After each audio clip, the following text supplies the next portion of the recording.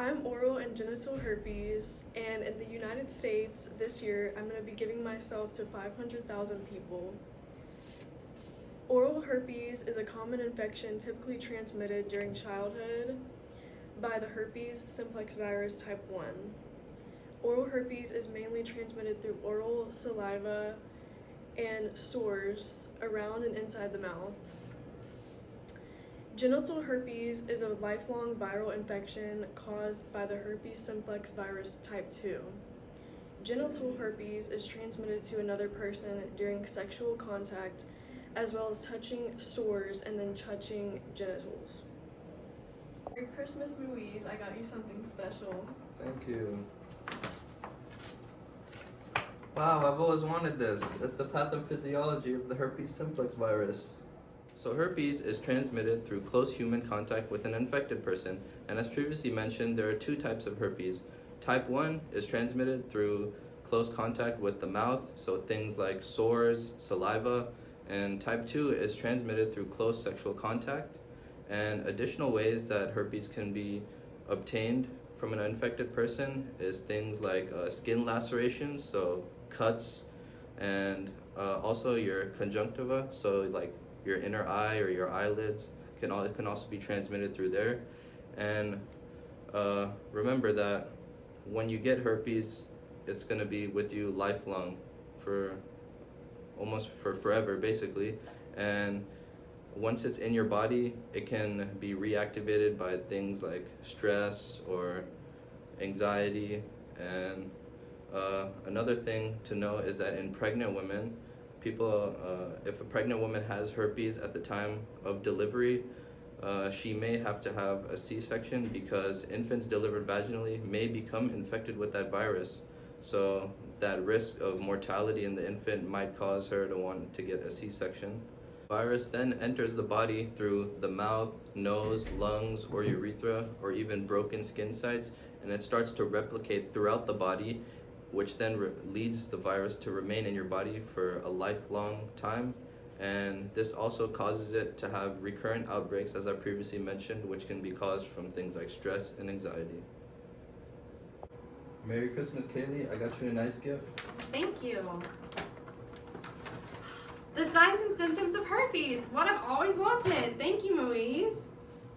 Did you know 80% of cases, either oral or genital, have no symptoms at all?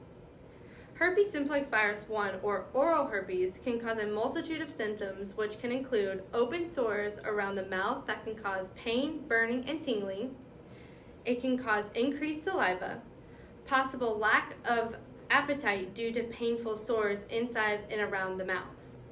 And herpes simplex virus 2, or genital herpes, can cause painful open sores affecting the genitals or the rectum, swelling around the genitals or the open sores, abnormal vaginal discharge or abnormal penile discharge, as well as swollen and tender groin lymph nodes can be present. Jada, I got you something. Here you go. Oh, thank you.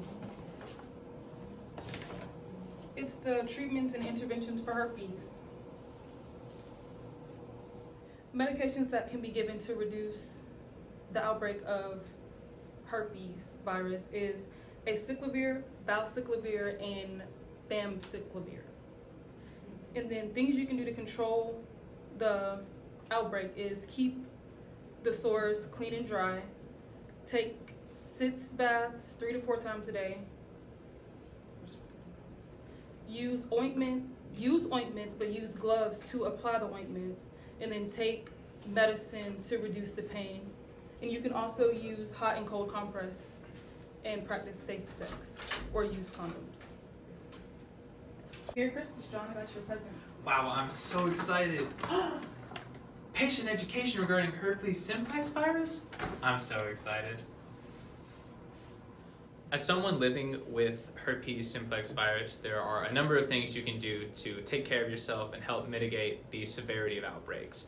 For instance, avoiding exposure to the sun is good, safe practice. It can cause reoccurrence of outbreaks and additionally can cause skin cancer.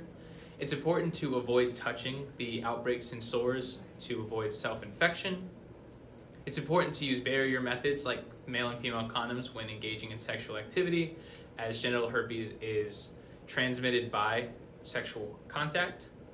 It's important to inform potential sexual partners if you have genital herpes to reduce risk of transmission. It's also important to notify your primary care provider if you are pregnant or plan on getting pregnant if you have a history of genital herpes.